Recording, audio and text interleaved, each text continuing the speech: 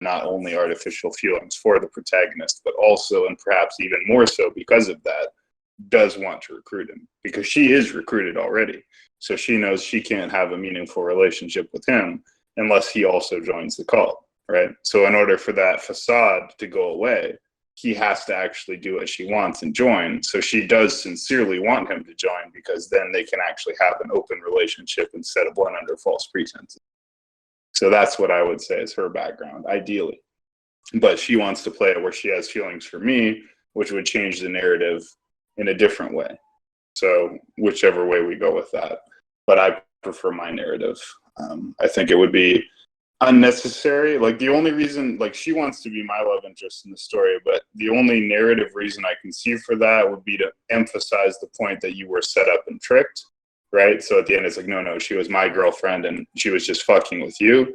But I don't think that's the vibe we want. I think the vibe we want is when you join the group, you don't look like a rube or a fool for doing so. You just join an inner circle of cool kids who have a nefarious secret alternative agenda, but nobody should know what that is. So it should be left ambiguous who she is, like, etc. But so that's what I'm saying. That would be my internal conflict for her. She tries to corrupt you, but actually has feelings for you. And so at the end, her appeal is sincere rather than artificial. That's how I would frame that. Okay, and what about Shogun's internal and external motivations? And I think this should be rather complicated. Yeah, I was just about to say this gets super meta and intense, and now requires like a whole podcast that would be the most introspective podcast ever. But basically, Shogun's character, by definition, is bipolar, Gemini, dualistic, and conflicted to the extreme, involving a person who is genuinely mad and sincere and passionate in his cult leadership. In other words, he is not leading a predatory cult based on false pretenses, right? This is not a cult like Scientology where L. Ron Hubbard said, oh, the only way to make money is to start a religion. No, this is a person who's actually crazy enough to believe their own hype, right? This is somebody who actually is a true believer in their own messianic cause, in this case, in the script, right? So he is by definition a tortured, conflicted soul who perhaps has good intentions, which perhaps makes it ambiguous whether, like, because we don't want it to be the case that your character joined some evil satanic cult. We just want it to be clear that he joined some kind of inner circle, right? But we don't want it to be clear that that's evil or good, right? The point is only that you joined the inner circle. Whether that's good or bad should be left up for the audience to decide.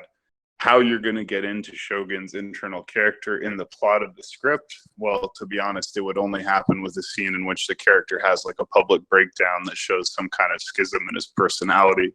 We should do that. Perhaps in a moment of great emotion or intoxication or mystical possession, he shows like a dualistic mix of like inspired genius and like, you know, manic possession or something, so that the audience can be confused, just like Hitler giving charismatic speeches or Jim Jones or any other cult leader. People are going to be simultaneously compelled and repelled by it. That's the only way to do it, honestly. And there's no way you can go into like a deep psychoanalysis. All you can do is convey the like dualistic, polarizing nature of it, to show why people would believe in this because of the charisma and the intensity of it, but also why people would rebel against or be afraid of it because of its, you know, cult-like or whatever nature.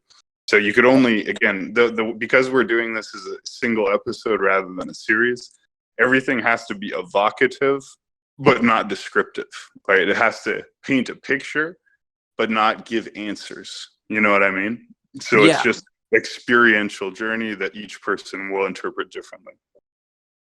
Well, yeah, that's awesome. But we could also do more. It's just this whole plot needs to be put into this single movie. We could do a second one, but it wouldn't be the same story. This is a complete story that we're telling here. Yeah, that's why my point is like, I don't want to fall into the trap of trying to actually explain these things in the detail that would be required to actually explain them.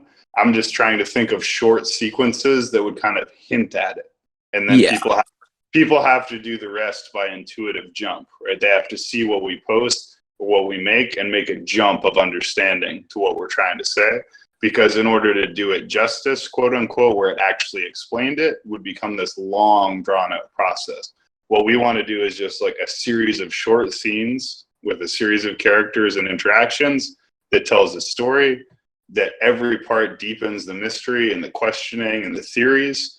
No answers are given at any point. You know, not at the beginning, not at the middle, not at the end. There should be no definitive narrative of like, oh, no, he did right or he did wrong. He should have or he shouldn't have, right? It's not like a moral parable. It's like, no, he sold his soul. Neither is it like, yay, he made the right choice. He joined the good guys. It's just like, what did you think happened? Like, was he the good guy or was he lying or was he telling the truth? Which one do you believe, the first guy or the second guy? Right? Was the first guy just lying or was the second guy lying, right? That's what I'd rather have because that's more like how I find the round table. There's never anything clear.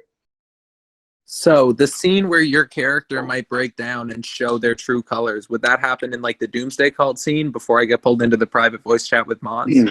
No, because the Doomsday Cult scene is me, or rather my character, at their best, right, in their charismatic oratory stage where people are following along and essentially joining in with this. So later on, after that, you'd want to show the character